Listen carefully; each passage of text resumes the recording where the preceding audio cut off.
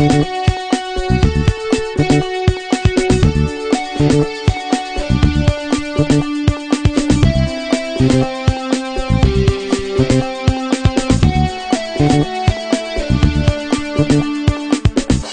to the Daily Vlog. I'm Gary. I'm Layle. And today I want to tell you about our new game that we just released. Well, I just sent out the email to our newsletter subscribers, and I will probably by the end of the day put it up on the website. And it's called Old West Trader. Yeah. I So just scored 73 million. cool. In the I actually year. finished a game. Yeah. Cool. Well, Wow. that's good because that's what I figured. I figured about 100 million or something like that. Oh my gosh. I score. Yeah, so it's a trading game. You've probably seen a lot of these if you play a lot of casual games or not so casual games, where you travel around and you buy goods and you sell them over here, and then you put money in the bank and you put money in the warehouse and all that. But ours has an Old West theme, which I don't know if it's ever been done. And it's kind of neat because we're here in Denver, Colorado, and we basically based it on this area. It's actually Denver's the furthest, well, one of the furthest east points, and it goes to Salt Lake City and down kind of to some other towns, like almost in New Mexico.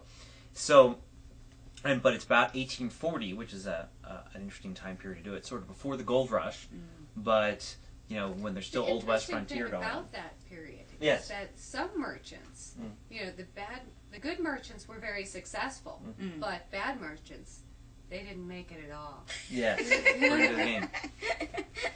But so anyway, you travel around and you have to fight bandits and do that. It's kind of like a strategy, not really resource game, but you know. Anyway, it's good, quick, fun play. You can find it at gamescene.com. That's our main site, by the way. Gamescene.com. Okay, so here's what's kind of one thing that I found interesting. So I was like taking loans out early on and trying to like but see. Oh no, I definitely found that worked for my advantage. You got to do it, you know, because you got to. But I don't think I did it quite right. And the other, I don't know. Me and Eve had totally different strategies. Like I tried to get lots of different kinds of goods and travel further distances, whereas she would load up with like all of one good and only travel in a couple different towns. The optimal little loop.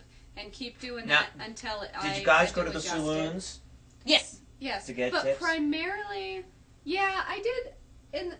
In the beginning, I did a lot like of the just you know, buy a drink to see what would be good. But in the end, I mostly used it to see where luxury goods were selling highest. Right. If it went down. Well, that's buy around for the house and you get that value. So you find something low and you buy around for the house. You find out where it's good and you go and you travel. And then of course you want to make sure that like only that item that you want to know about is in your little cart. Yeah, that's a neat tip. Well, one thing that was interesting too is, you know, God forbid you introduce like paper and pen because it's so archaic playing a computer game, but actually kind of keeping a rough track of like what was going for how much, because it's hard to remember there's so many different goods you could trade, and then you realize you're like, oh, I could buy copper here for 300 and sell it over here for 2,000. You know, you start to get a better sense of what the profit margin is. Yeah, like I started.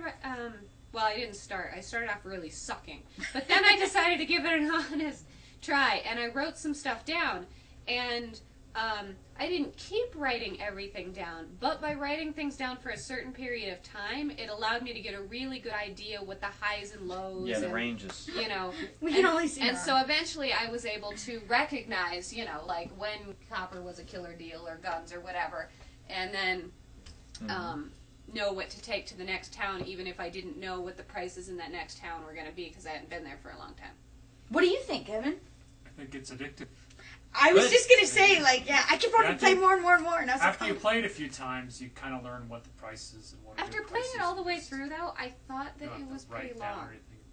Well, it takes a long time to go for a year, especially if you're traveling only between short little cities. You have to go out to Salt Lake City and go around. Yeah, well, and the other thing I was going to say is I never made it past like 50 days because I kept getting killed by bandits and robbed. You have to keep hired guns. Does it take longer to go between certain cities? Oh yeah, it's the distance you see on the map. Oh.